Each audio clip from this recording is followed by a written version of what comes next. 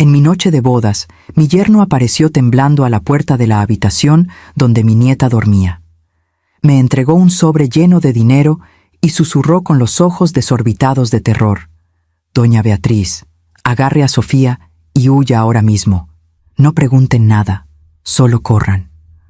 Obedecí sin vacilar, aún sin entender, sin saber que acababa de salvar a mi nieta de una sentencia de muerte.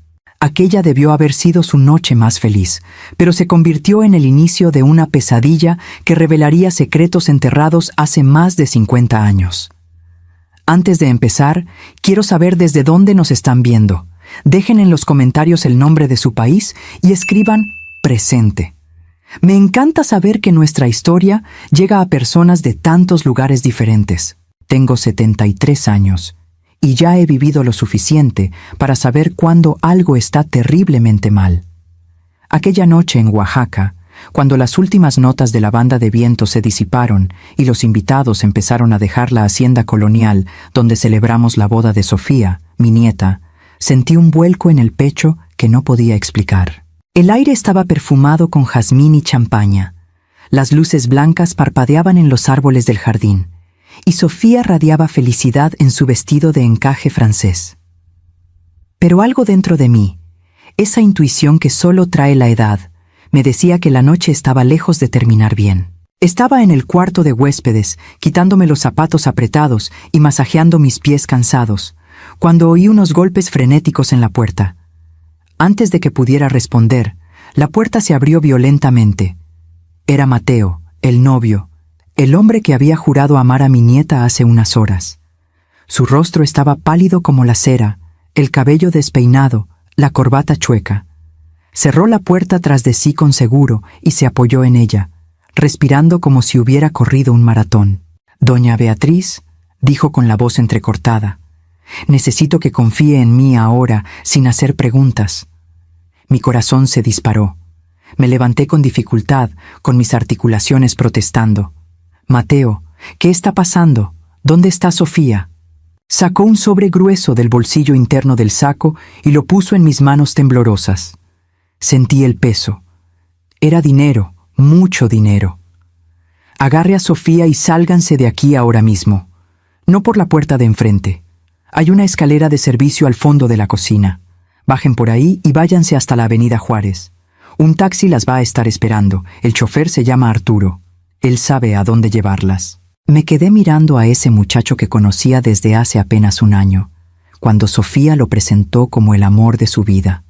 Un abogado exitoso, de familia respetable, educado, atento. ¿Qué podía haber salido tan mal en cuestión de horas? «Mateo, no me voy a ningún lado sin saber qué está pasando», respondí con la firmeza que aprendí a lo largo de 7 décadas de vida. «Y ciertamente no voy a arrastrar a mi nieta a la mitad de la noche sin explicaciones». Se pasó las manos por la cara, desesperado. Sus ojos estaban llorosos. «Viene gente para acá, tipos peligrosos. Quieren a Sofía, o mejor dicho, quieren lo que heredó sin saberlo». El mundo pareció inclinarse bajo mis pies. «¿Qué heredó? ¿De qué estás hablando?» Mateo miró hacia la puerta, como si esperara que alguien la derribara en cualquier momento. «Su hijo, el padre de Sofía, Rodrigo.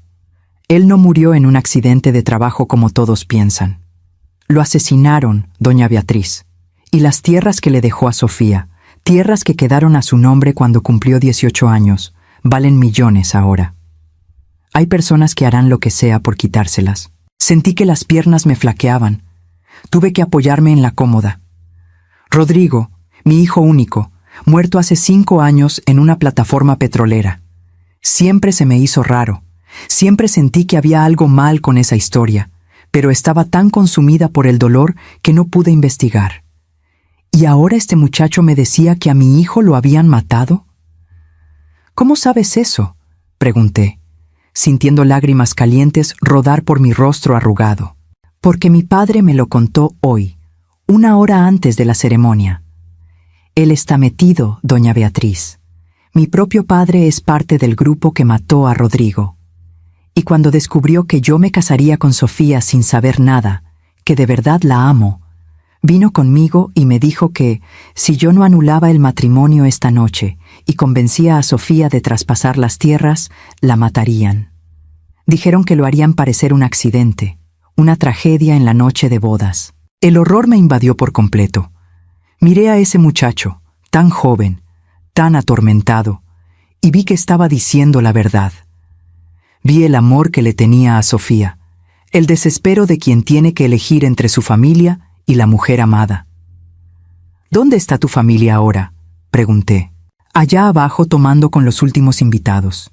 Pero los hombres que mi padre contrató deben llegar en media hora. Por favor, doña Beatriz, se lo ruego, sáquese a Sofía de aquí. Yo voy a enfrentar a mi padre. Voy a ganar tiempo, pero ustedes tienen que desaparecer hasta que yo logre resolver esto. Asentí, secándome las lágrimas.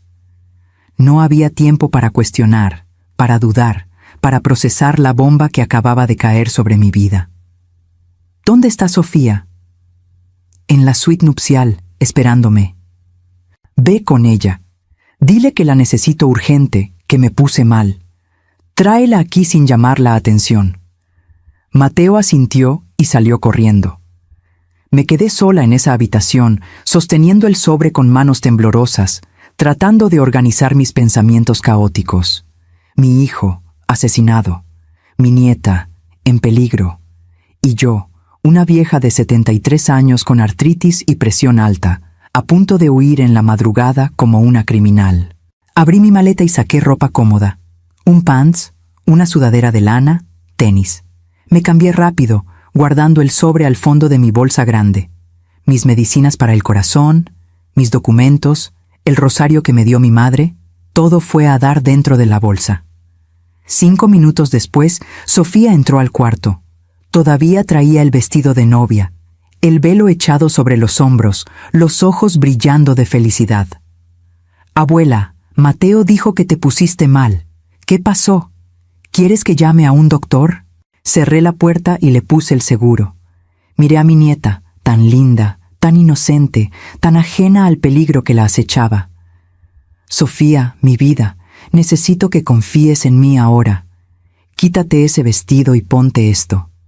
Le entregué ropa sencilla. Abuela, ¿qué está pasando? Es mi noche de bodas. Lo sé, mi amor, lo sé, pero tenemos que salir de aquí ya mismo. Te voy a explicar todo en el camino, pero por favor confía en mí. ¿Confías en tu abuela? Me miró confundida, asustada, pero asintió. Siempre he confiado en ti, abuela. Entonces ponte esa ropa, rápido. Sofía obedeció, aunque sus manos temblaban al quitarse el vestido que había escogido con tanto cariño. La ayudé con el cierre, con el corazón roto al ver aquel momento mágico transformarse en pesadilla. En 5 minutos ya estaba vestida con jeans y una blusa simple, con tenis en los pies. ¿Y Mateo?, preguntó ella, con lágrimas en los ojos. Él sabe, él nos ama y está haciendo lo posible por protegernos. La tomé de la mano y salimos del cuarto. El pasillo estaba vacío, la casa silenciosa. Allá abajo oíamos voces apagadas, risas, música suave. Bajamos por una escalera lateral que daba a la cocina. La cocinera ya se había ido, dejando todo limpio y ordenado. Encontramos la escalera de servicio al fondo y bajamos despacio, con mis rodillas quejándose en cada escalón. Llegamos a la calle lateral. La noche estaba fría, el cielo estrellado. Caminamos rápido por la banqueta, Sofía agarrándome del brazo, las dos mirando hacia atrás a cada segundo. Mi corazón latía tan fuerte que temía que se me fuera a parar. 2 cuadras después, vimos un taxi viejo parado bajo un árbol. Un hombre flaco, de bigote canoso, nos hizo señas. ¿Doña Beatriz?, preguntó. Sí. Súbanse, rápido. Saltamos al asiento de atrás. El taxi arrancó antes de que siquiera cerráramos las puertas. Miré por el medallón trasero y vi luces, movimiento en la entrada de la hacienda. Hombres corriendo. Llegamos justo a tiempo. Sofía me apretó la mano. Abuela, por el amor de Dios, dime qué está pasando. Respiré profundo, sintiendo el peso de todo lo que tenía que contar. y empecé a hablar, revelando secretos que yo misma acababa de descubrir. Secretos que cambiarían la vida de mi nieta para siempre. El taxi cortaba las calles oscuras de Oaxaca mientras yo trataba de encontrar las palabras correctas. ¿Cómo decirle a una joven de 23 años, en la noche de su boda, que a su padre lo mataron? ¿Que su herencia es una sentencia de muerte? ¿Que los hombres que acababa de dejar atrás querían matarla? Sofía me miraba con esos ojos cafés enormes, tan parecidos a los de Rodrigo, mi hijo. Estaba pálida, apretando mis manos con fuerza. El chofer, Arturo, mantenía los ojos en la carretera, pero yo sabía que estaba escuchando cada palabra. Tu padre, empecé, con la voz quebrada. Tu padre no murió en un accidente, Sofía. Se quedó muy quieta. ¿Qué estás diciendo, abuela? Mateo me lo contó hoy. Hay hombres, gente poderosa, que quieren las tierras que Rodrigo te dejó.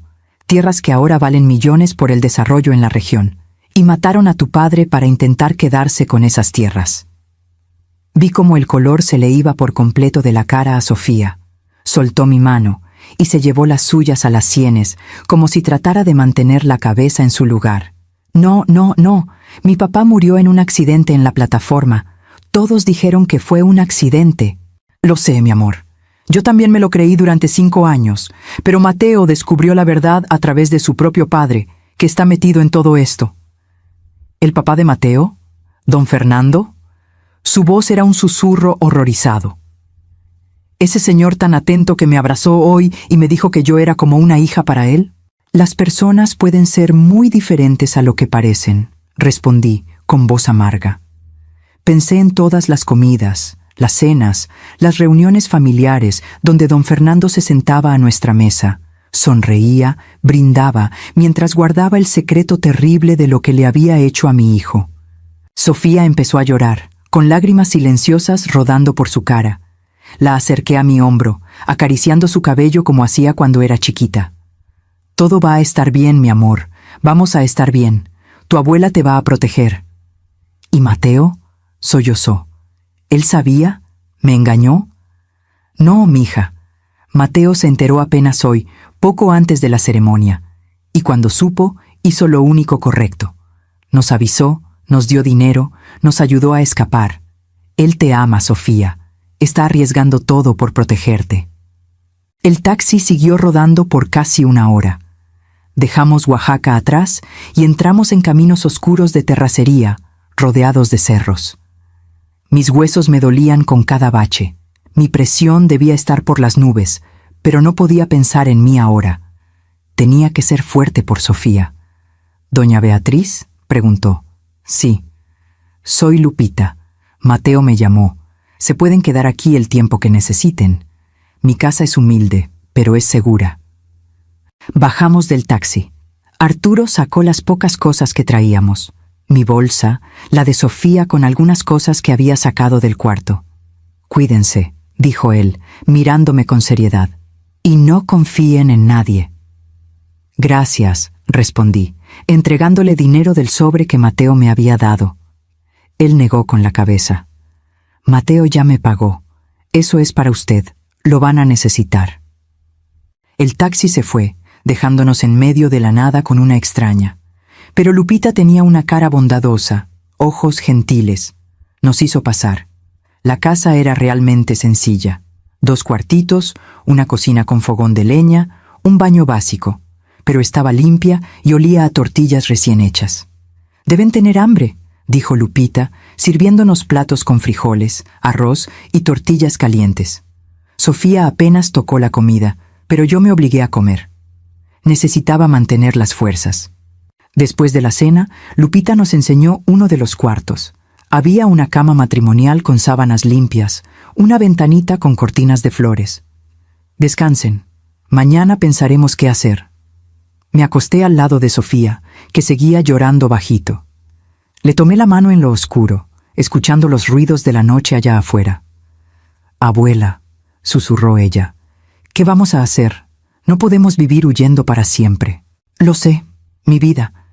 Pero primero tenemos que seguir vivas. Después encontraremos la manera de resolver esto». Se volteó hacia mí, con sus ojos brillando en la oscuridad. ¿Crees que Mateo esté bien? ¿Y si le hacen algo? Se me apretó el corazón. Yo también estaba preocupada por el muchacho. Él se había puesto entre nosotros y el peligro, entre la mujer que amaba y su propio padre.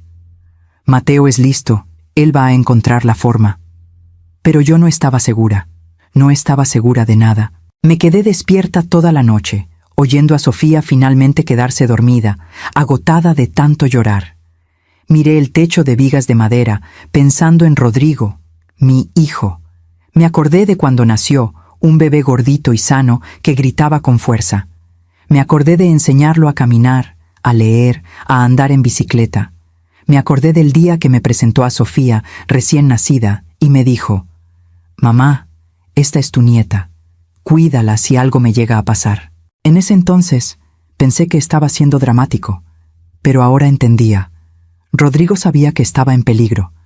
Sabía que esas tierras traerían problemas, y me pidió que protegiera a su hija. Lágrimas silenciosas corrieron por mi cara arrugada. «Te lo prometo, hijo», susurré en la oscuridad. «La voy a proteger con mi vida, lo juro por lo más sagrado». Al amanecer, desperté con el olor a café de olla. Lupita estaba en la cocina, preparando el desayuno. Sofía todavía dormía, finalmente descansando después de la noche terrible. Me levanté despacio, con todo el cuerpo adolorido, y fui a la cocina. «Buenos días, doña Beatriz», dijo Lupita sirviéndome una taza de café cargado y dulce. «¿Durmió bien?» «No mucho. Mi cabeza no para». Ella asintió con comprensión. «Mateo me llamó en la madrugada. Él está bien, pero la cosa está complicada. Su padre está furioso buscándolas. Mateo dijo que se queden escondidas por lo menos una semana». «¿Una semana? ¿Y después?» Lupita se encogió de hombros. «Después, ustedes tendrán que decidir qué hacer. Huir para siempre, o pelear. Pelear». La palabra retumbó en mi mente. ¿Cómo dos mujeres, una vieja y una joven, podrían pelear contra hombres poderosos, sin escrúpulos, asesinos? Pero entonces pensé en Rodrigo, en cómo luchó toda la vida para darnos una vida digna. Pensé en Sofía, que merecía vivir sin miedo, y algo dentro de mí, algo que pensaba que había muerto con la edad, empezó a despertar. Coraje, puro y ardiente coraje. «Lupita», le dije, mirándola a los ojos, «necesito ayuda. Necesito encontrar a alguien que sepa de leyes, de tierras, alguien que me ayude a entender exactamente qué heredó Sofía y cómo podemos protegerla». Lo pensó por un momento. «Conozco a un licenciado en Puebla, un hombre derecho que no le tiene miedo a la gente de poder. Le puedo llamar. Hazlo, por favor». En ese momento, Sofía apareció en la puerta, con los ojos hinchados pero determinada. «Abuela, te escuché. Yo también quiero pelear. No voy a dejar que la muerte de mi papá sea en vano. Quiero justicia». Miré a mi nieta y vi la fuerza de Rodrigo en ella. Vi la misma determinación, la misma valentía.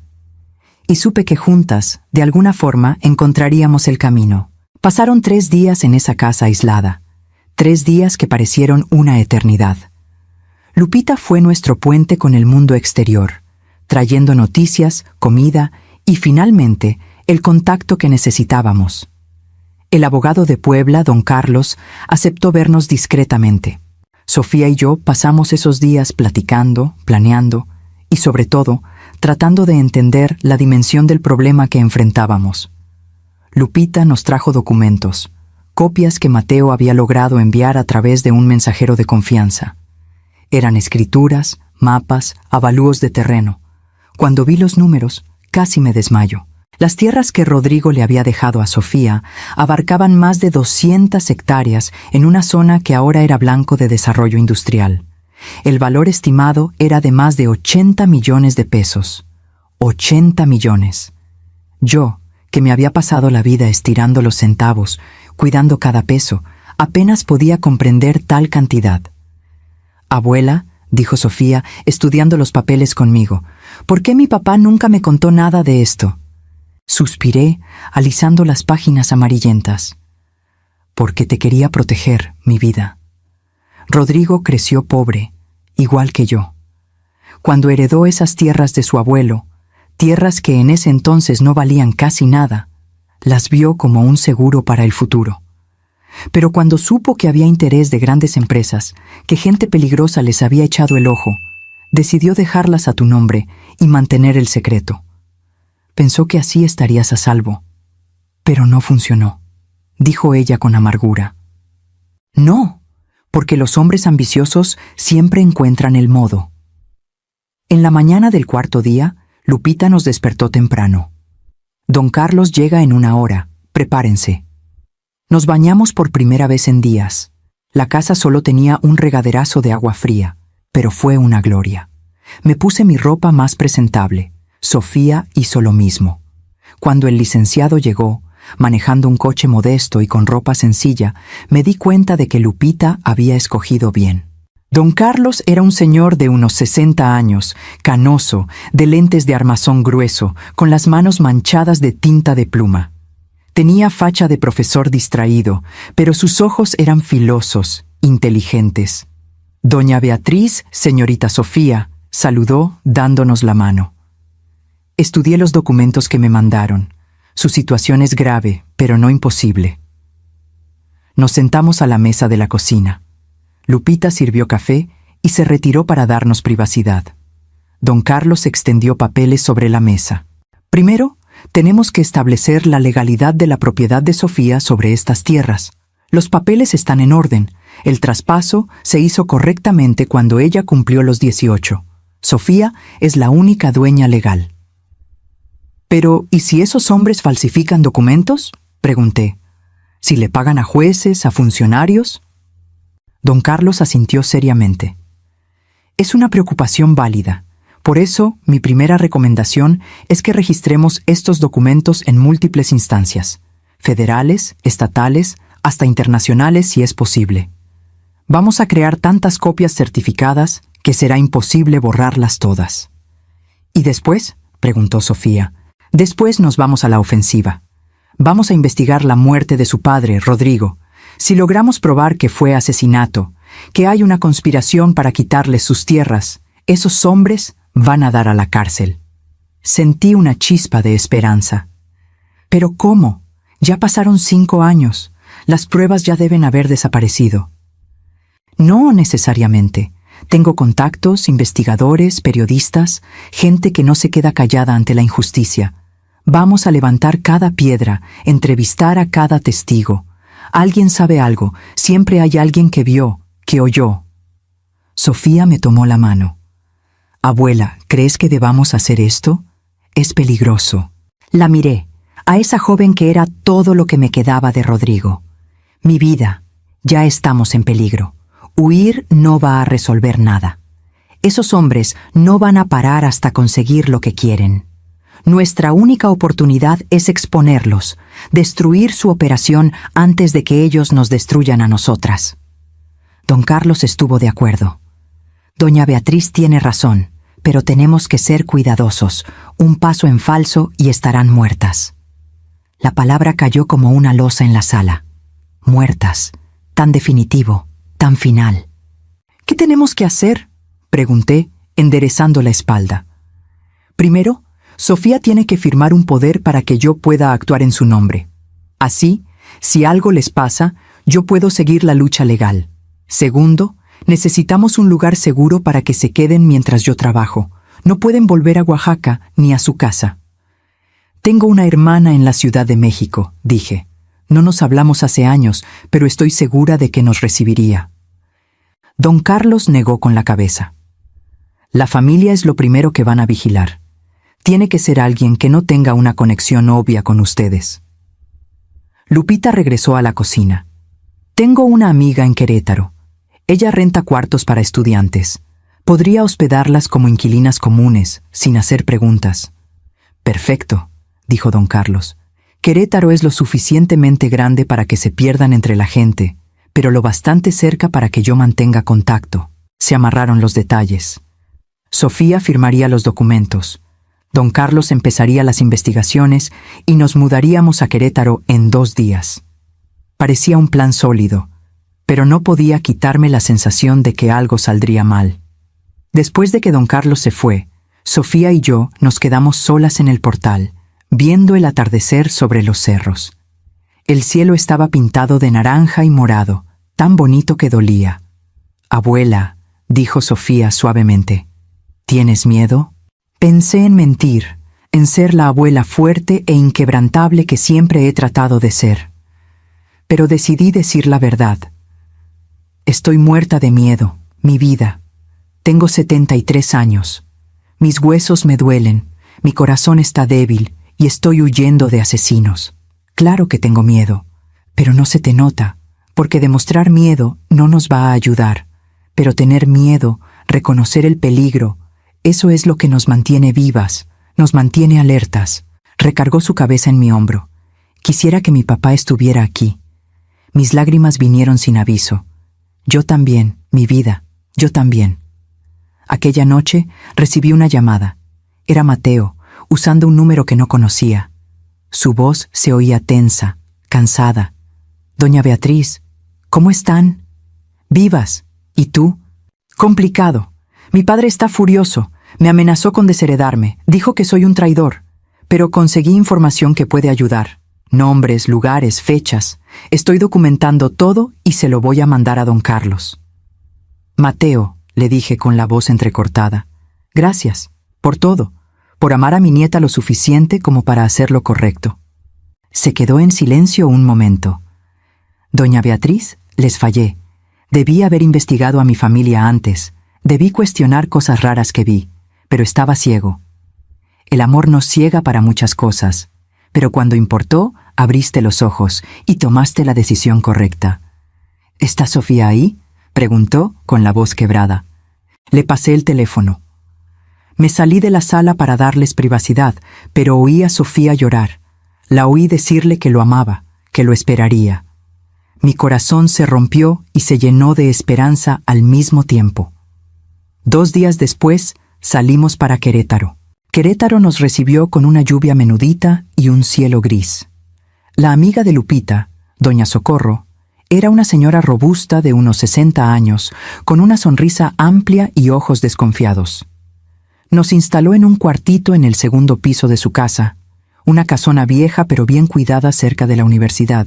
«Las reglas son simples», dijo, enseñándonos el cuarto con una cama matrimonial, un ropero antiguo y una ventanita que daba a la calle. «Nada de ruido después de las 10 de la noche, nada de visitas de hombres. La renta se paga el primer día de cada mes. Y no me hagan preguntas, que yo no les hago ninguna a ustedes». «Perfecto», respondí, entregándole dinero por adelantado. Sofía y yo nos acomodamos rápido. Compramos ropa nueva en tiendas sencillas, nos cortamos el cabello en una estética barata. Sofía se lo tiñó de castaño oscuro, yo me dejé mi blanco natural. Queríamos mezclarnos, ser invisibles. Los días en Querétaro siguieron una rutina monótona pero necesaria. Yo despertaba temprano, preparaba café en una parrillita eléctrica que doña Socorro nos prestó, me tomaba mis medicinas y esperaba. Esperar se convirtió en mi principal ocupación. Esperar noticias de don Carlos, llamadas de Mateo, alguna señal de que las cosas estaban avanzando. Sofía consiguió trabajo en una cafetería cerca de la universidad. Insistió en trabajar. Dijo que quedarse quieta la volvería loca.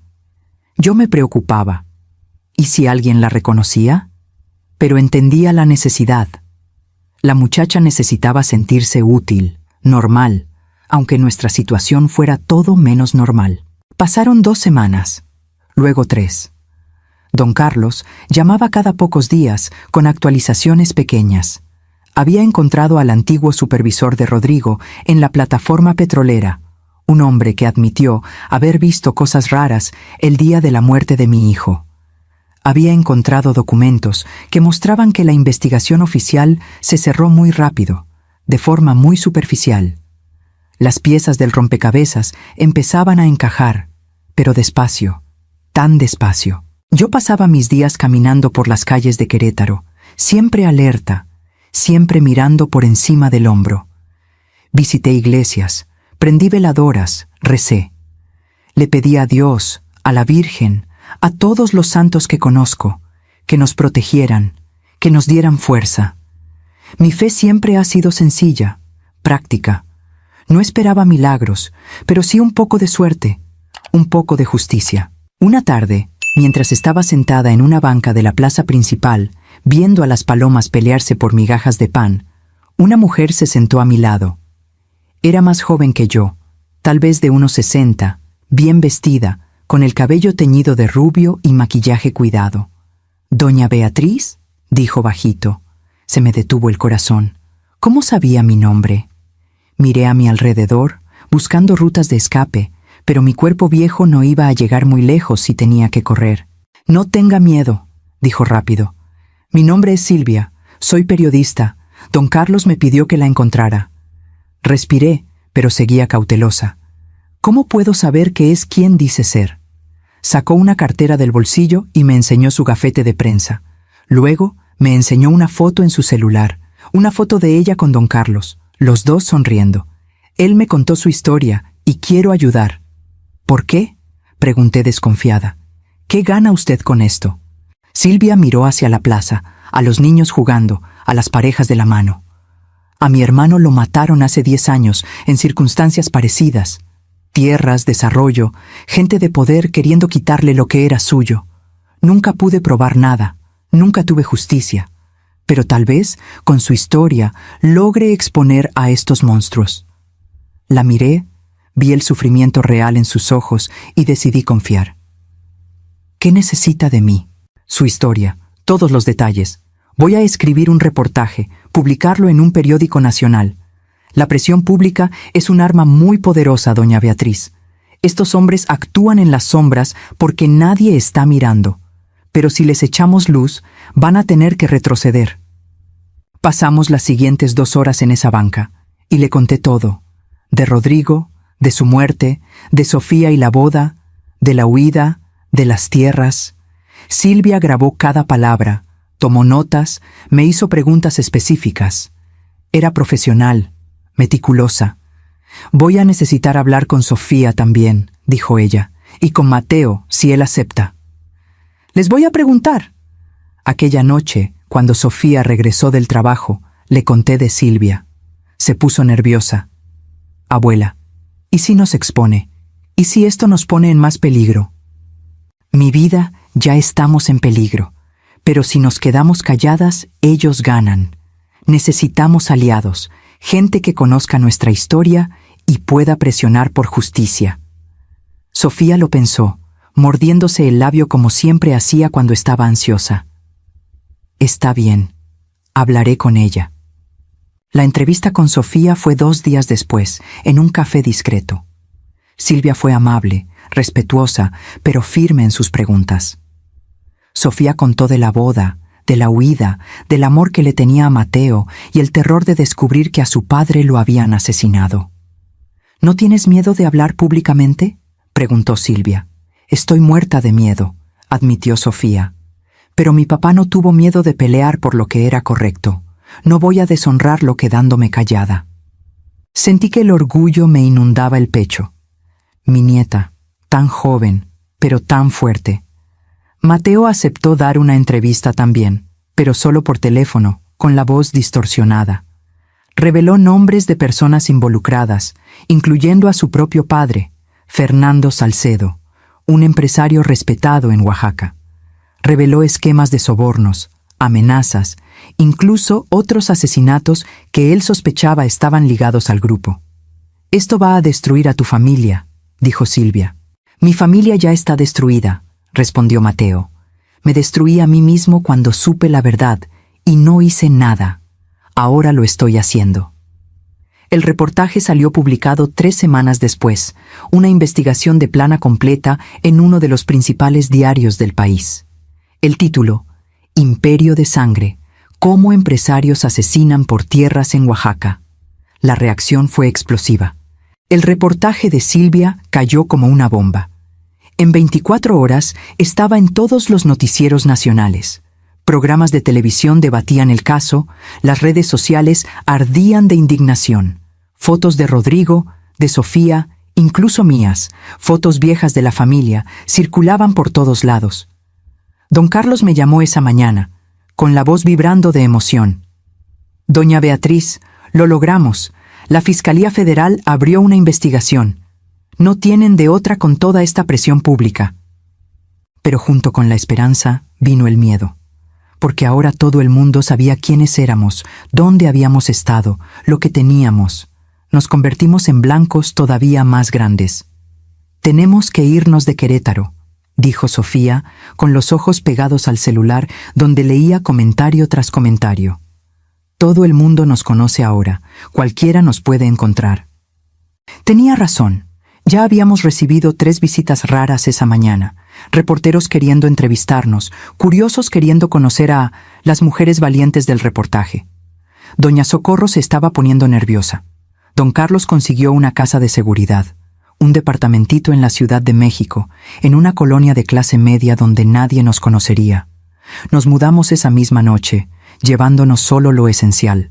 La Ciudad de México era enorme, ruidosa, caótica, perfecta para desaparecer. El departamento era chiquitito, un cuarto, una estancia que servía de cocina, un baño apretado. Pero tenía protecciones en las ventanas, puerta reforzada y estaba en el 5º piso. Nos sentimos razonablemente seguras. Los días siguientes fueron una montaña rusa de emociones. La investigación federal avanzaba. 5 hombres fueron arrestados, incluyendo a Fernando Salcedo, el padre de Mateo. Los cargos eran graves: conspiración para homicidio, extorsión, falsificación de documentos. Rodrigo no había sido la única víctima. Descubrieron al menos otros 3 casos parecidos, otras familias destruidas por la ambición de ese grupo. Mateo nos visitó por primera vez 2 semanas después. Sofía y yo estábamos cenando sopa de fideo cuando tocó a la puerta. Sofía corrió a abrir y se abrazaron en el pasillo, llorando, besándose, como si no se hubieran visto en años. Estaba más flaco, con ojeras profundas, pero sus ojos brillaron al ver a Sofía. «Mi amor», susurró, «¿estás bien? ¿Están seguras?» «Estamos», respondió Sofía metiéndolo al departamento. «Gracias a ti». Mateo se sentó con nosotras, rechazó la comida, pero aceptó café. «Mi padre está preso. Confiscaron todos los bienes de la familia. Mi madre no me habla. Mis hermanos me odian. Lo perdí todo». «No perdiste a Sofía», le dije con dulzura. «Y no perdiste tu dignidad, hiciste lo correcto». «Lo sé, no me arrepiento, pero duele, doña Beatriz, duele descubrir que tu padre es un monstruo». Puse mi mano arrugada sobre la suya. «Tú no eres responsable de los pecados de tu padre. Eres responsable solo de tus propias decisiones. Y tus decisiones fueron de honor». Sonrió tristemente. «Sofía tiene suerte de tenerla». «Las dos tenemos suerte de tenerte», respondí. Mateo se quedó unas horas. Él y Sofía platicaron en voz baja en el cuartito mientras yo lavaba los trastes, dándoles privacidad. Cuando se fue, Sofía tenía lágrimas en los ojos, pero estaba sonriendo.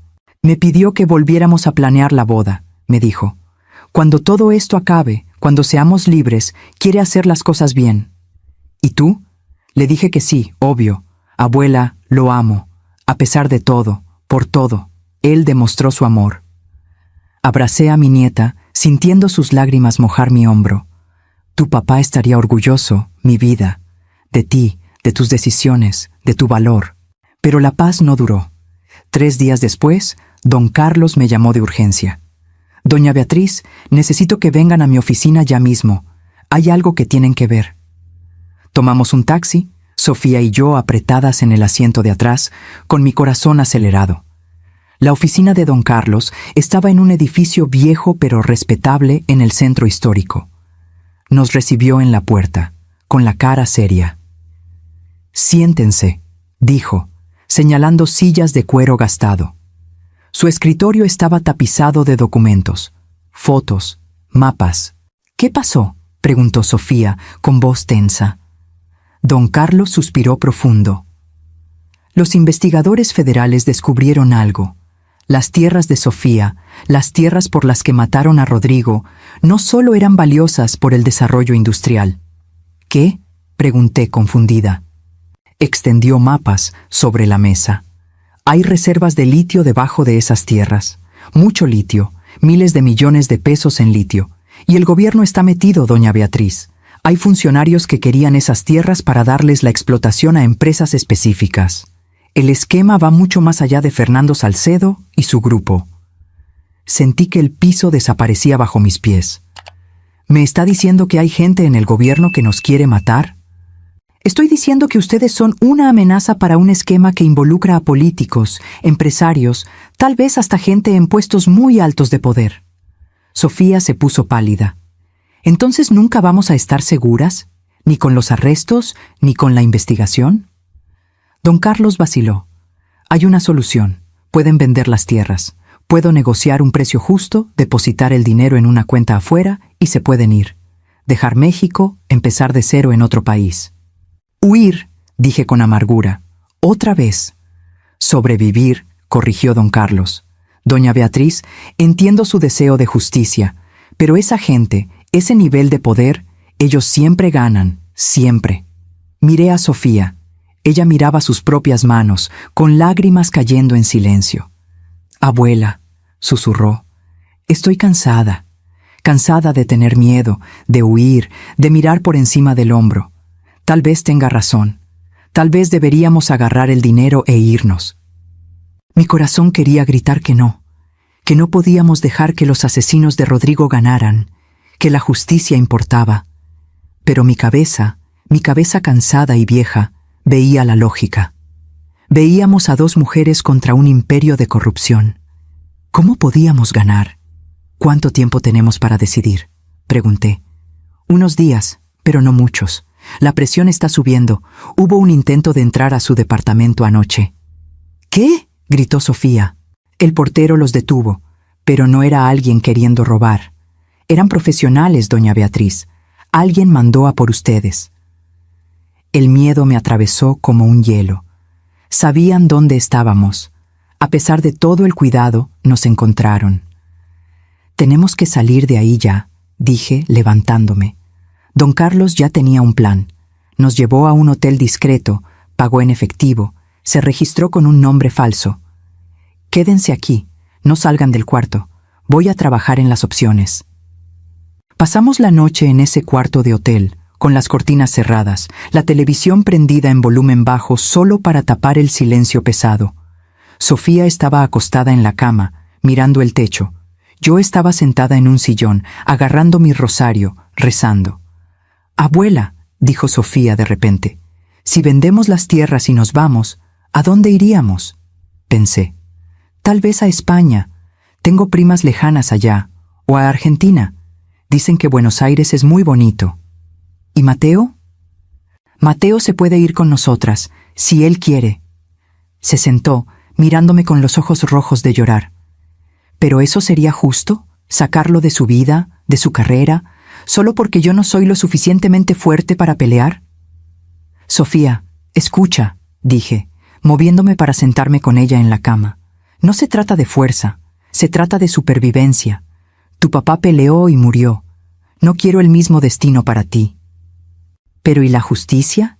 ¿Y todas esas otras familias que sufrieron? Si huimos, ¿quién va a pelear por ellas?». Sus palabras me dieron directo en el blanco, porque tenía razón.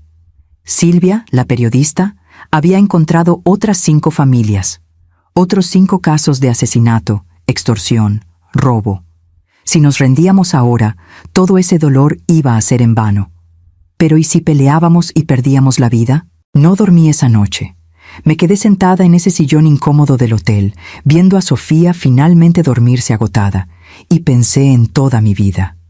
73 años de luchas, de pérdidas, de victorias chiquitas y tragedias grandes. Perdí a mi marido joven, cuando Sofía ni siquiera nacía. Crié a Rodrigo sola, trabajando de empleada doméstica, lavando ajeno, haciendo lo que fuera para poner comida en la mesa. Y cuando finalmente Rodrigo creció, se hizo un hombre de bien. Me dio una nieta hermosa. Me lo arrebataron unos monstruos ambiciosos. Al amanecer, tomé una decisión. Cuando Sofía despertó, me encontró vestida, sentada en la orilla de la cama, con los papeles que don Carlos nos dio regados a mi alrededor. «Abuela», dijo ella tallándose los ojos, «¿dormiste?» «No, Pero pensé, y ya decidí. Se sentó alerta. ¿Qué decidiste? No vamos a huir, no vamos a vender, vamos a pelear. Sofía se me quedó viendo, con la boca abierta. Pero abuela, tú misma dijiste. Ya sé lo que dije, pero me pasé la noche pensando en Rodrigo, en todas esas familias, en cuánta gente más va a sufrir si dejamos que estos monstruos ganen. Y decidí que prefiero morir peleando que vivir huyendo. Las lágrimas llenaron los ojos de Sofía. Abuela, tienes 73 años. No es tu responsabilidad salvar al mundo. No estoy tratando de salvar al mundo, mi vida. Estoy tratando de salvar la memoria de mi hijo y darte a ti un futuro donde no tengas que tener miedo. Empezó a llorar. ¿Y si nos matan? Entonces, moriremos sabiendo que luchamos, que no nos doblamos. Eso no es poca cosa, Sofía. Me abrazó, sollozando en mi hombro. Está bien, abuela. Vamos a pelear, pero con una condición. ¿Cuál? Prométeme que me vas a dejar protegerte también. Prométeme que no vas a hacer nada estúpido o heroico sin decirme antes. Sonreí acariciando su cabello. Prometo intentar. Llamé a don Carlos. No vamos a vender, vamos a exponerlos a todos. Vamos a la lucha hasta el final. Hubo un silencio. Luego suspiró. Doña Beatriz, son mujeres muy valientes o muy tontas, pero las voy a ayudar. Vamos a necesitar un plan de hierro. El plan se armó en los días siguientes. Don Carlos, Silvia la periodista, Mateo y hasta algunos de los investigadores federales que resultaron derechos. Formamos una especie de equipo. El objetivo era simple: juntar pruebas suficientes no solo para encerrar a Fernando Salcedo y sus cómplices directos, sino para exponer toda la red de corrupción, incluyendo a los políticos metidos. Mi papel era ser la cara pública de la lucha, la abuela anciana que perdió a su hijo y se negaba a callarse. Silvia organizó entrevistas en programas de tele, radios, periódicos. Al principio estaba muerta de nervios. Nunca había salido en la tele, no sabía cómo portarme, qué decir, pero Silvia me enseñó. Sea usted misma, doña Beatriz. Cuente su verdad. La gente conecta con lo auténtico. Mi primera entrevista fue en un programa matutino muy popular. Me senté en un sillón suavecito, con luces brillantes apuntándome, una conductora sonriente haciéndome preguntas. Temblaba tanto que el agua en el vaso a mi lado bailaba. «Doña Beatriz», preguntó la conductora, «¿por qué arriesgar su vida y la de su nieta? ¿Por qué no aceptar el dinero y vivir en paz?» Miré directo a la cámara. «Porque la paz comprada con sangre no es paz. Porque mi hijo Rodrigo merece justicia. Porque hay otras madres, otras abuelas, que perdieron hijos por esta banda de criminales de cuello blanco. Y alguien tiene que decir, ya basta». La entrevista se hizo viral. En 2 días tenía millones de vistas. Mensajes de apoyo llegaban por miles, pero también amenazas. Amenazas horribles, detalladas, describiendo exactamente cómo me matarían, cómo harían sufrir a Sofía. Don Carlos contrató seguridad para nosotras. 2 expolicías, hombres serios y callados que nos acompañaban a todos lados. Era raro, hasta penoso, pero necesario. La investigación federal avanzaba. Más nombres salieron a la luz. Un senador, 2 diputados, el director de una agencia de desarrollo regional. El escándalo crecía día con día. Y entonces vino el golpe que lo cambiaría todo. Uno de los investigadores federales, un muchacho llamado Luis, descubrió documentos escondidos en las oficinas de Fernando Salcedo. Documentos que probaban no solo el esquema de las tierras, sino también que el accidente de Rodrigo había sido planeado minuciosamente. Había correos, transferencias bancarias para el hombre que saboteó la plataforma, hasta fotos tomadas el día antes de su muerte, enseñando cómo seguían a Rodrigo. Cuando don Carlos me enseñó esos papeles, sentí que estaba viendo el asesinato de mi hijo pasar otra vez. Había correos discutiendo la eliminación del problema Rodrigo. Había un presupuesto para el servicio. Había todo. «Con esto», dijo don Carlos, con la voz temblorosa de la emoción, Podemos hundirlos, a todos ellos. Pero hubo un precio. A Luis, el investigador que encontró los papeles, lo mataron 2 días después. Dijeron que fue un asalto, que estuvo en el lugar equivocado a la hora equivocada. Pero todos sabíamos la verdad. Sofía entró en pánico. «Abuela, están matando gente. Nos van a matar a nosotras también». «Tal vez», respondí, sorprendentemente tranquila. «Pero ahora tenemos las pruebas. Si algo nos pasa, ya están copiadas y repartidas con decenas de periodistas, abogados, investigadores. Nuestra muerte solo haría esas pruebas más fuertes». Era una lógica fría, pero real. Nos volvimos demasiado peligrosas para que nos mataran. Se fijó la fecha del juicio. Fernando Salcedo y otros 12 acusados enfrentarían cargos de homicidio, conspiración, corrupción. Los medios cubrían cada detalle. El país entero estaba viendo. Mateo apareció la víspera del juicio. Estaba irreconocible. Había bajado de peso. Tenía los ojos hundidos, pero había una determinación en él que no le había visto antes. «Voy a testificar», dijo. «Contra mi padre, contra todos ellos. Voy a contar todo lo que sé». Sofía lo abrazó. «Mateo, te pueden meter a la cárcel a ti también. Vivías con ellos. Te pueden considerar cómplice. No importa, tengo que hacerlo. Por Rodrigo, por ustedes, por mí mismo». El juicio empezó una mañana de septiembre. El juzgado estaba a reventar. Periodistas, víctimas de otros casos, curiosos, todos queriendo ver que se hiciera justicia o, tal vez, esperando verla fallar otra vez. Sofía y yo nos sentamos en la primera fila. A nuestro lado, otras familias, otros rostros marcados por la pérdida y el dolor. Vi a una mujer agarrando la foto de un hijo muerto. Vi a un señor anciano con lágrimas rodando en silencio por su cara. Estábamos todos ahí, unidos por la tragedia, esperando justicia. Fernando Salcedo entró esposado, con la cara dura e inexpresiva. No miró a Mateo, ni a nosotras. Solo se quedó viendo al frente, como si todo aquello fuera una molestia menor. Los otros acusados se veían más nerviosos. El senador lo negaba todo. Gritaba sobre una conspiración política. Los empresarios miraban al piso. Uno de ellos estaba llorando. El fiscal presentó las pruebas. Se leyeron los correos en voz alta. Se exhibieron los documentos en pantallas grandes. Cada evidencia era como un martillazo cerrando su ataúd. Cuando llegó la hora de que Mateo testificara, la sala se quedó en silencio absoluto. Mateo caminó al estrado con pasos firmes, pero vi que sus manos temblaban cuando puso la palma sobre la Biblia para jurar decir la verdad.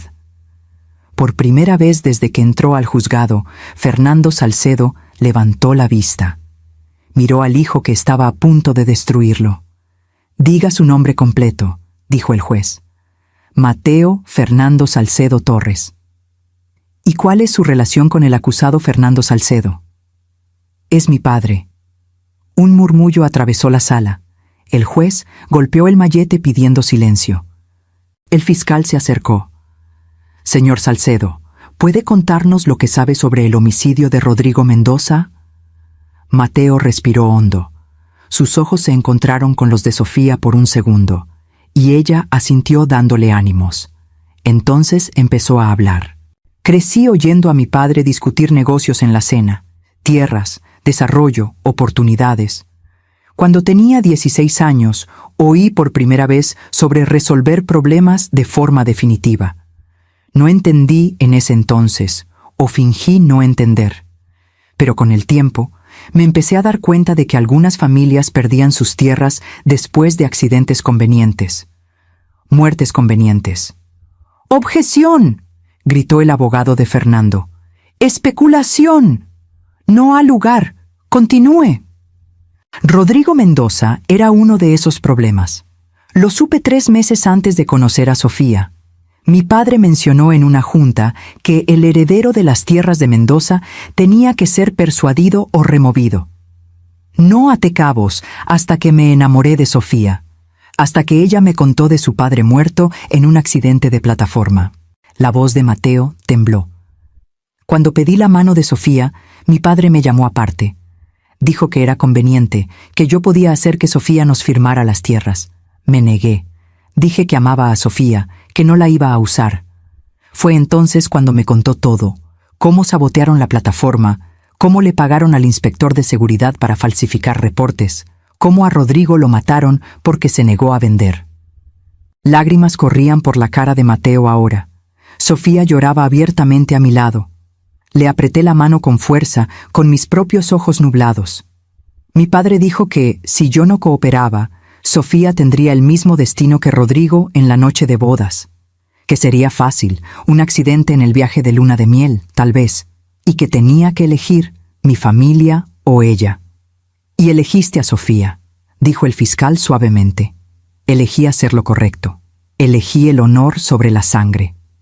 Fernando Salcedo explotó. «¡Traidor! ¡Eres un...!». Los guardias lo callaron, pero el daño ya estaba hecho. Su máscara de indiferencia se cayó, dejando ver al monstruo detrás. Siguieron otros testimonios. El ex supervisor de Rodrigo, que admitió haber sido presionado para alterar reportes de seguridad. Un empleado de la agencia de desarrollo que entregó correos mostrando sobornos. Una secretaria que grabó conversaciones comprometedoras. Cada pieza del rompecabezas encajaba, armando una imagen innegable de conspiración y asesinato. Cuando me tocó testificar a mí, subí al estrado con dificultad, con mis piernas viejas protestando. El juez fue amable, me ofreció agua, me preguntó si necesitaba un descanso. «No, señor juez, esperé 5 años por este momento, no lo voy a desperdiciar». Conté todo. De Rodrigo, de cómo era un buen hijo, un padre amoroso, de cómo su muerte destruyó a nuestra familia, de la noche de la boda, la huida, el miedo, y de cómo, finalmente, decidimos pelear. «¿Por qué no aceptó el dinero y se fue?», preguntó el abogado de la defensa en el contrainterrogatorio, tratando de intimidarme. Lo miré a ese hombre de traje caro defendiendo asesinos y le dije: «Porque algunas cosas son más importantes que el dinero, la justicia, la dignidad, la memoria de un hijo. ¿Usted entiende esas cosas, licenciado, o solo entiende de ganancias?». La sala aplaudió. El juez tuvo que dar varios martillazos para restaurar el orden. El juicio duró 3 semanas. 3 semanas de testimonios, de pruebas, de alegatos, y finalmente llegó el día del veredicto. Sofía y yo llegamos temprano al juzgado. No habíamos dormido. Nos pasamos la noche abrazadas, rezando, esperando. Mateo estaba con nosotras, pálido pero firme. Don Carlos nos aseguró que el caso era sólido, que las pruebas eran irrefutables. Pero yo sabía cómo funcionaba el sistema. Sabía que el dinero y el poder podían comprar muchas cosas, incluyendo la justicia. La sala se llenó de nuevo. Las familias de las otras víctimas, la prensa, activistas por la justicia, todos en silencio, esperando. Trajeron a los acusados. Fernando Salcedo todavía intentaba verse indiferente, pero le vi sudor en la frente. Los otros se veían resignados, algunos lloraban. Entró el juez. Todos nos levantamos. En el caso del Estado contra Fernando Salcedo y otros, empezó, con su voz retumbando en la sala silenciosa: «En cuanto al cargo de homicidio en primer grado de Rodrigo Mendoza, este tribunal considera a los acusados». Mi corazón se detuvo. Sofía me apretó la mano tanto que me dolió. «Culpables». La sala explotó. Gritos de alegría, llanto, abrazos. Vi a la mujer con la foto de su hijo besándola una y otra vez. Vi al señor anciano caer de rodillas, sollozando. Sofía me abrazó llorando. «Abuela, lo logramos, lo logramos». Pero el juez no había terminado. En cuanto a los cargos de conspiración, extorsión, corrupción y otros homicidios relacionados, este tribunal también considera a los acusados culpables. Las sentencias serán: Fernando Salcedo, cadena perpetua sin posibilidad de libertad condicional.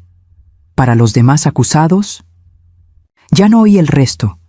Estaba llorando mucho, abrazando a Sofía, abrazando a Mateo, hasta abrazando a don Carlos, que se había acercado a sentarse con nosotros. 5 años de dolor, 5 años de preguntas sin respuesta, 5 años de injusticia, todo culminando en este momento. Justicia. Se llevaron a Fernando Salcedo esposado, gritando, jurando venganza. Pero sus palabras eran vacías ahora. Solo era un viejo yéndose a la cárcel a morir. Afuera del juzgado nos rodearon los reporteros. Cámaras, micrófonos, preguntas gritadas de todos lados. Silvia estaba ahí, sonriendo, haciéndonos señas para que habláramos. Me acerqué a los micrófonos, con Sofía de un lado y Mateo del otro. Hoy se hizo justicia. Empecé, con la voz ronca de la emoción. Mi hijo Rodrigo finalmente puede descansar en paz. Pero esta victoria no es solo nuestra. Es de todas las familias que han perdido a alguien por la ambición. Es un mensaje para los poderosos que creen estar por encima de la ley. No lo están. La verdad siempre sale a flote. Siguieron las preguntas, pero don Carlos nos protegió, nos metió a un coche que nos esperaba. Fuimos a su casa, donde nos esperaba una pequeña celebración.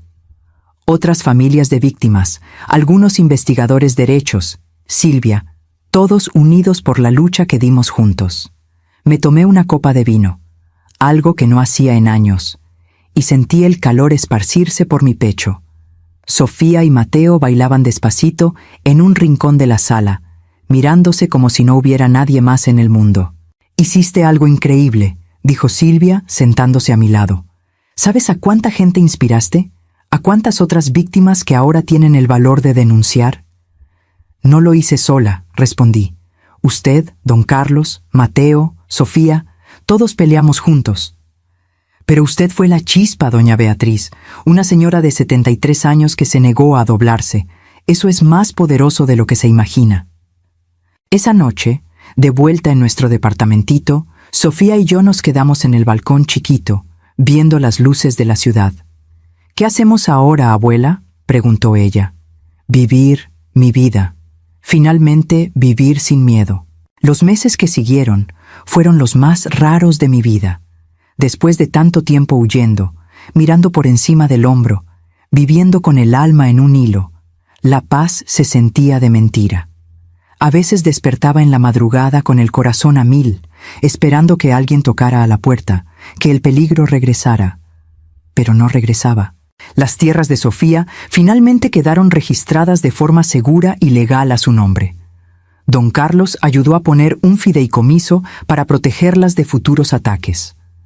Parte de las tierras se vendió, no a los criminales que las querían, sino a una empresa ética que pagó lo justo y respetó los términos de Sofía. El litio se extraería con responsabilidad ambiental y parte de las ganancias se iría a la comunidad local. Con el dinero, Sofía puso una fundación con el nombre de Rodrigo. Fundación Rodrigo Mendoza para víctimas de violencia por tierras, dedicada a ayudar a familias que pasaron por lo mismo que nosotras. Ofrecíamos apoyo legal, psicológico y financiero. En 6 meses ya habíamos ayudado a 43 familias. Mateo y Sofía por fin volvieron a planear la boda. Esta vez fue una ceremonia chiquita, en una capilla sencilla allá en Oaxaca, solo con amigos cercanos y la familia. Don Carlos nos acompañó. Silvia fue la madrina y Lupita, la señora que nos escondió al principio de todo, también vino. Cuando caminé con Sofía hacia el altar, la agarré del brazo y le susurré: «Tu papá está aquí, lo siento, y está muy orgulloso». Me miró con lágrimas en los ojos. «Yo también lo siento, abuela». La ceremonia fue hermosa, llena de amor y esperanza. No hubo miedo, no hubo sombras. Solo 2 personas que se amaban, uniendo sus vidas, con todos nosotros de testigos. En la fiesta de después, bailé por primera vez en años. Mis rodillas se quejaron, mi espalda me dolió, pero no me importó. Estaba viva, mi nieta estaba segura y feliz, y se había hecho justicia. Mateo me sacó a bailar. «Doña Beatriz», dijo mientras nos movíamos despacio, «gracias por confiar en mí esa noche, por darme la oportunidad de hacer lo correcto». «Demostraste que eras digno de esa confianza», respondí. «Cuídame mucho a mi nieta». «Con mi vida». En los meses que siguieron, me armé una rutina. Despertaba temprano, me tomaba mi café, leía las noticias. Trabajaba unas horas en la fundación, revisando casos, hablando con las víctimas. Luego comía con Sofía, a veces con Mateo. Por las tardes, iba a la iglesia, prendía veladoras por Rodrigo, rezaba. Era una vida sencilla, pero era la mía. sin miedo. Un día, 6 meses después del juicio, recibí una carta. Era de Fernando Salcedo, desde la cárcel. Mi primera reacción fue tirarla, pero algo me hizo abrirla. Doña Beatriz, decía la carta con letra temblorosa, no espero perdón, no lo merezco, pero quería que supiera que paso cada día en esta celda pensando en lo que hice, en las vidas que destruí. Su hijo Rodrigo era inocente, todas las víctimas lo eran, y yo vendí mi alma por dinero que ahora no vale nada. Mi hijo me odia, mi esposa me dejó, mis otros hijos se cambiaron el apellido. Lo perdí todo, y es menos de lo que merezco. Espero que usted y Sofía encuentren paz. Es lo mínimo que puedo desear. Sostuve la carta un buen rato, sintiendo cosas encontradas. El coraje seguía ahí, siempre estaría, pero también había algo más. Lástima, tal vez. Lástima por un hombre que deshizo tantas vidas, incluyendo la suya. Le enseñé la carta a Sofía. La leyó y la rompió. No quiero nada de él, ni disculpas, ni arrepentimientos tardíos. Quiero que sufra cada día por lo que hizo. Entendí su rabia, pero yo ya tenía 74 años y aprendí que cargar odio envejece el alma más rápido que nada. Mi vida, le dije, él ya va a sufrir. Está en una cárcel por el resto de sus días, pero nosotras no tenemos que sufrir con él. Tenemos que seguir adelante. Lo pensó y luego asintió despacio. Tienes razón, abuela, como siempre. Ese verano, Sofía me dio la noticia más maravillosa. Estaba embarazada. Mi corazón casi explota de felicidad. Un nuevo comienzo, una nueva vida, naciendo de las cenizas de tanto dolor. Le vamos a poner Rodrigo, dijo ella, con las manos en su vientre todavía plano. Si es niño, tu papá estaría muy honrado, respondí llorando de alegría. Durante los meses del embarazo de Sofía, la cuidé como la había cuidado cuando era bebé. Le preparaba sus antojos, le masajeaba los pies hinchados, le leía cuando no podía dormir. Era como un círculo cerrándose. Yo había cuidado a Rodrigo, luego a Sofía, y ahora me preparaba para conocer a otra generación. El bebé nació en febrero, una mañana fría pero soleada. Un niño sano, con pulmones fuertes y ojos curiosos. Cuando lo cargué por primera vez, vi a Rodrigo en él. La misma forma de la cara, las mismas manitas chiquitas pero fuertes. «Hola, pequeño Rodrigo», le susurré. «Tu bisabuela está aquí, y te voy a contar historias de tu abuelo, de un hombre bueno que peleó por lo que era justo. Y vas a crecer sabiendo que vienes de una familia de guerreros». Sofía me miraba desde la cama del hospital, agotada pero radiante. «Abuela, ¿crees que viva lo suficiente para verlo crecer?» Sonreí. «Mi vida, pienso llegar a los 100. Este niño necesita a su bisabuela». Y de veras pensaba hacerlo. Tenía mucho por vivir todavía. Quería ver a Rodrigo crecer, dar sus primeros pasos, decir sus primeras palabras. Quería seguir trabajando en la fundación, ayudando a familias. Quería ver que la justicia siguiera adelante. Hoy, sentada en el portal de la casa que Sofía y Mateo compraron, una casa preciosa con jardín y cuartos para todos, miro hacia atrás al camino que recorrimos y todavía me asombro. 2 mujeres, una vieja y una joven, contra un imperio de corrupción. Y ganamos. No fue fácil. Hubo noches de terror, días de desespero, momentos en que pensé que no la libraríamos, pero la libramos. Y más que eso, salimos adelante. El pequeño Rodrigo ya tiene 8 meses, gateando por la sala, riéndose. Sofía trabaja medio tiempo en la fundación. Mateo volvió a litigar, pero ahora defiende a víctimas de injusticias. Y yo simplemente vivo. Cada día es un regalo. A veces todavía tengo pesadillas. Sueño con aquella noche de bodas, con la huida, con las caras de los hombres que querían matarnos. Pero despierto y veo a mi familia a mi alrededor. Veo la vida que construimos de las ruinas y sé que valió la pena. La fundación sigue creciendo. En el último año ayudamos a 120 familias. Silvia escribió un libro sobre nuestra historia, que se volvió un éxito de ventas e inspiró cambios en la ley para proteger a los herederos de tierras valiosas. Don Carlos ahora entrena a otros abogados en cómo pelear contra la corrupción. Nuestra historia se volvió más grande que nosotras. Se volvió un símbolo de que la gente común puede enfrentar al poder y ganar. Que la justicia, aunque sea difícil, es posible. Hoy es el cumpleaños de Rodrigo. Cumpliría 53 años. Sofía y yo fuimos al panteón temprano, llevando flores frescas y al pequeño Rodrigo. Nos sentamos en el pasto a un lado de la tumba y le conté al bebé sobre su abuelo. Era valiente como tu mamá, y atento como vas a ser tú, y peleó por lo que era correcto, aunque fuera difícil. Eso es lo que significa ser un Mendoza. Sofía lloró en silencio. Aún después de tanto tiempo, el dolor de la pérdida seguía ahí. Pero ahora también había paz, sabiendo que su muerte no fue en vano, que logramos que se hiciera justicia. Al regresar a casa, el sol se estaba poniendo, pintando el cielo de tonos rosa y naranja. Agarré la mano de Sofía con una mano, y con la otra empujaba la carriola del bebé. 3 generaciones, caminando juntas, unidas por el amor y por la lucha. «Abuela», dijo Sofía de repente, «gracias por no rendirte, por pelear, por mantenerme fuerte cuando yo quería tirar la toalla». «Mi vida», respondí apretándole la mano, «tú también me mantuviste fuerte a mí. Nos salvamos las dos». Y era cierto.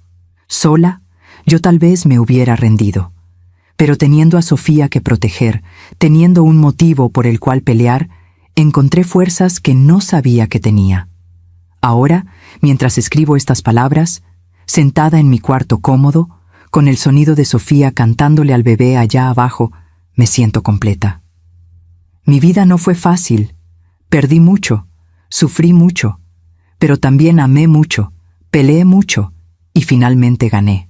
Si alguien está leyendo esto, alguien que está pasando por una injusticia, por miedo, por opresión, le quiero decir, pelee. No importa qué tan imposible parezca, no importa qué tan poderosos sean sus enemigos. La verdad tiene poder.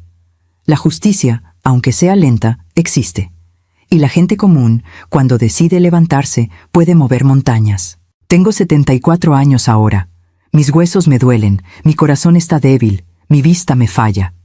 Pero mi espíritu nunca ha estado tan fuerte, porque sé que viví con dignidad, que peleé por lo correcto, que protegí a los que amaba.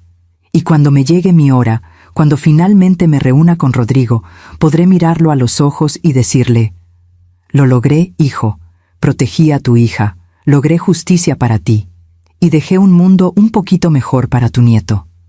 Por ahora, sigo viviendo, un día a la vez, rodeada de amor, fortalecida por la victoria, en paz, finalmente. Esta es mi historia. La historia de cómo una noche de bodas se volvió una huida se volvió una pelea, y una pelea se volvió victoria. No es una historia perfecta, no tiene final de cuento de hadas, pero es real, es mía, es nuestra, y con eso basta. Ahora, si les gustó esta historia, denle clic en suscribirse y díganme en los comentarios qué parte los dejó con el ojo cuadrado. Ah, y no olviden hacerse miembros para tener acceso a videos exclusivos que no subo aquí. Los espero allá.